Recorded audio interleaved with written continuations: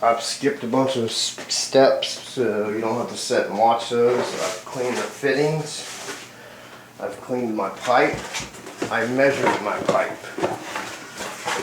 This is the faucet we're putting in. It's a Tuscany Marianna tub shower, valve only. Let's see if we can find a model number for you. Don't look like it has one on the box, but there is the info. So again, I skipped over most of the steps so that you don't have to sit and tediously watch me cut and clean pipe, because we're not trying to do a soldering video. Whenever you got brand new fittings that are shiny like that, you should be cleaning them, yeah. Do you have to? Nah. Oranges to apples. So at any rate, same thing here. Do you have to take the internals out of your faucet? No, but sometimes I will. What kind of water trapped inside there? I think this faucet came from the store and somebody had already opened it because it's missing stuff. So at any rate, inside this faucet, the only things you really got to watch for is which way to put your cartridge in when it comes time to putting it back together. It has an up on it, the cartridge, and it has a hot to mark the hot side. So anyway, we'll go over that in a minute. So just for depth perception, to get an understanding of where it needs to be at, and we'll put that on there. We took out a single handle mowing,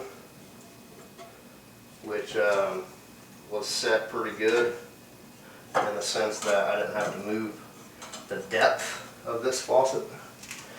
I did have to change the cold side, which is on my right.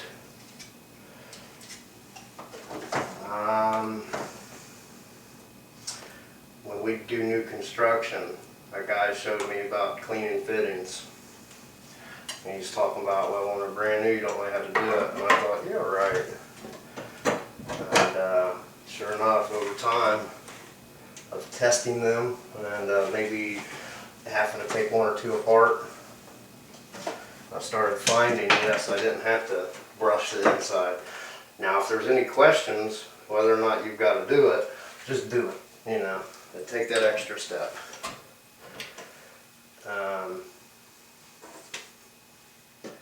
But if they're brand spanking new out of the package and they don't have no grime in them, then go on and use them. Cutting and measuring this stuff, I started here at the bottom. I put a 90 on. I could have put a street 90 there and worked my way over. But I didn't. I just grabbed what I had and started cutting. 45s do make the water travel through there a little better than 90s. But I tend to use 90s, although I swear 45s would be better because they build up a little bit of a friction or a turbulence. I can't remember the name of that turbulence that it builds up inside the fittings, but like it'll hit the corner and kind of twirl right through there. And it's a little bit of a restriction, which is going to cause a little bit of a pressure loss. Will you notice the pressure loss? No.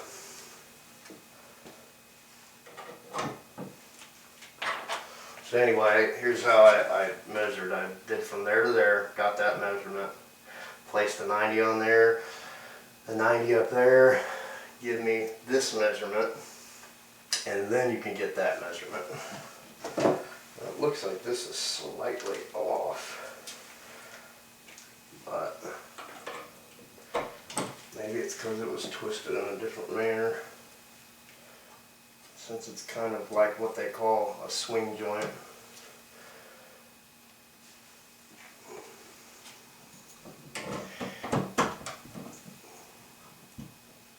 There we go. So the only thing that you really got to make sure, and if you want, you could take your trim kit and use it to help, or you could use the piece that comes with it. One side on it will say for thick walls and another will say thin. These are the thin walls, these are the thick. If you're going to use thin, you have to notch this wherever your stuff, or your valves or whatnot come out, so that you can push this further back. So you can either use this to get a measurement to see if you're safe. And mind you, we got movement on here that we can do after we get it soldered. Or you just kind of put your plate on there and see what you're going to look like. Knowing that you're roughly a 1/2 inch on your concrete board and 1/4 to 3/8 on your tile, so you know, roughly an inch out. And then that still gives us a, once I get it soldered, I'm going to push it out a little bit or take and anchor this out here. Just, I would rather have more of this sticking out up to the handle than anything. So we're going to take that off while we're soldering. I normally start at the lowest fitting so that the gases can travel up and come out of the faucet. Some people will start at the top. Sometimes I start at the top. But this time I'm just going to start at the bottom. Of course, I killed the main. I couldn't get the valves to shut off in the utility area, so I went outside and found the meter pit, reached down in there and shut it off at that point. This is a slab house. All I did is go around, open a few faucets, and allow it to drain to a lower point.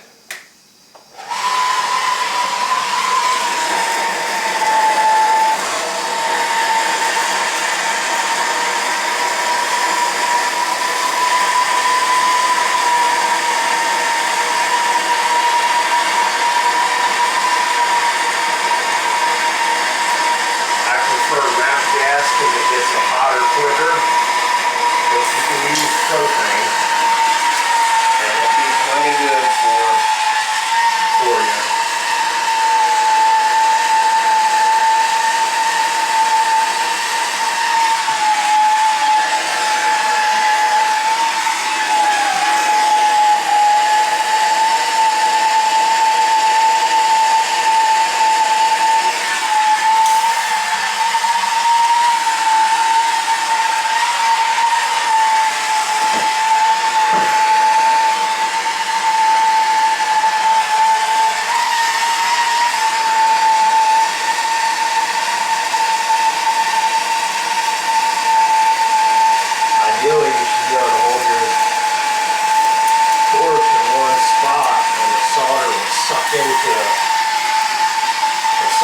Typically go toward the heat.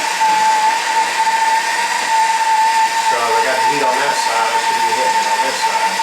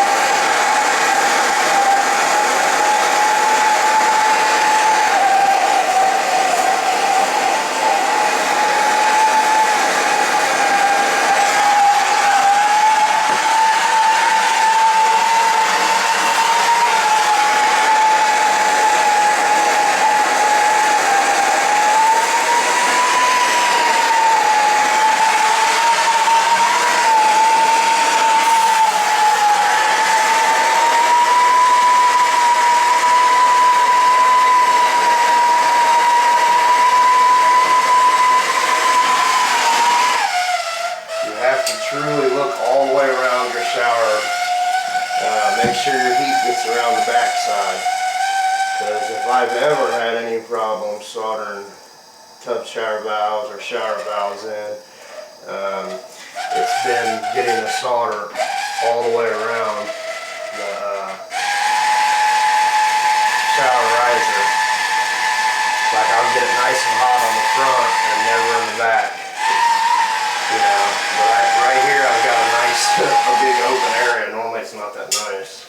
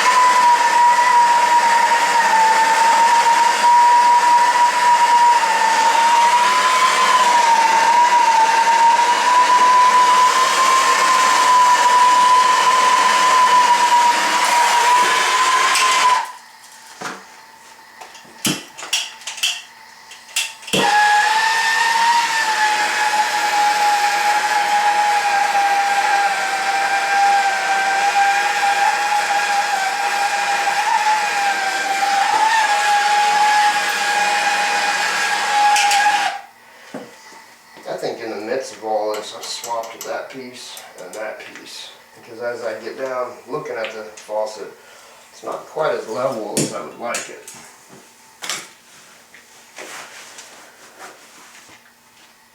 These valves here shut the faucet off. So if you wanted to test your joints, you can use a screwdriver to shut those off and then go turn the water on before you start getting everything back together and assuming it's good. It also doesn't hurt to inspect all the way around your fittings.